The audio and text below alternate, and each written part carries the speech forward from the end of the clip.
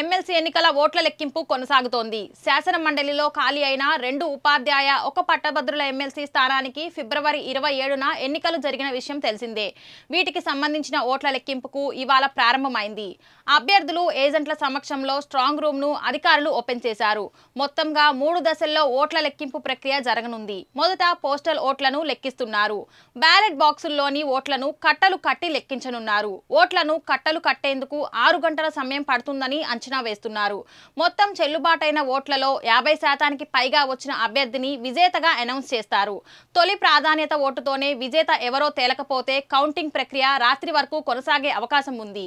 కరీంనగర్, మెదక్, నిజామాబాద్, ఆదిలాబాద్ పట్టభద్రుల నియోజకవర్గంతో పాటు ఉపాధ్యాయ నియోజకవర్గానికి కరీంనగర్లోని అంబేద్కర్ ఇండోర్ స్టేడియంలో కౌంటింగ్ కేంద్రాలను ఏర్పాటు చేశారు. గ్రాడ్యుయేట్ల ఓట్లు లెక్కించేందుకు 22 టేబుళ్లు, ఉపాధ్యాయ ఓట్లు లెక్కించేందుకు 14 టేబుళ్లను ఏర్పాటు చేశారు.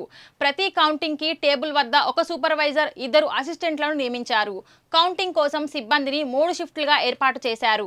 వెబ్ కాస్టింగ్ ద్వారా కౌంటింగ్ ప్రక్రియ కొనసాగుతోంది. కరీంనగర్, నిజామాబాద్, ఆదిలాబాద్, మెదక్ జిల్లాల పట్టభద్రులు ఇటు ఉపాధ్యాయ ఎమ్మెల్సీల ఓట్ల లెక్కింపు ప్రక్రియ కరీంనగర్ జిల్లా కేంద్రంలోని అంబేద్కర్ స్టేడియంలో ఓట్ల లెక్కింపు ప్రారంభమైంది. ఇప్పుడే బాక్సులను తెరిచి బ్యాలెట్లు మాత్రం కట్టలు కడుతున్నారు. ఒక్కొక్క దానికి 50 చొప్పున కట్టలు కట్టి ఆ తర్వాత ఓట్ల లెక్కింపు అయితే ప్రక్రియ షురు చేశారు. దీంతో దాదాపుగా పట్టభద్రులకు సంబంధించి అయితే 3,55,169 ఓట్లకు పోలుగాక దాంతో టోటల్ మొత్తం కాగా దాంట్లో 3,15,000 చిల్లర పోలయ్యాయి. దీంతో దాదాపు ఎమ్మెల్సీ ఉపాధ్యాయ ఎమ్మెల్సీకి సంబంధించి కూడా 28,408 ఓట్లకు గాను 27,000 ఓట్లు అయితే నమోదయ్యాయి. దీంతో పట్టభద్రులకు ఎమ్మెల్సీకి సంబంధించి అభ్యర్థులు అయితే 56 మంది పోటీలో ఉన్నారు, రంగంలో ఉన్నారు. అట్లాగే ఉపాధ్యాయ ఎమ్మెల్సీ సంబంధించి అయితే 15 మంది రంగంలో ఉన్నారు. దీంతో ఇక్కడ కరీంనగర్ జిల్లా కేంద్రంలో జరుగుతున్న ఓట్ల లెక్కింపు ప్రక్రియ మాత్రం ఊపందుకుందని చెప్పొచ్చు. అయితే 11 గంటలకు అయ్యేసరికి ఇవాళ కట్టలు కట్టడం అయితే పూర్తయిందని చెప్పొచ్చు.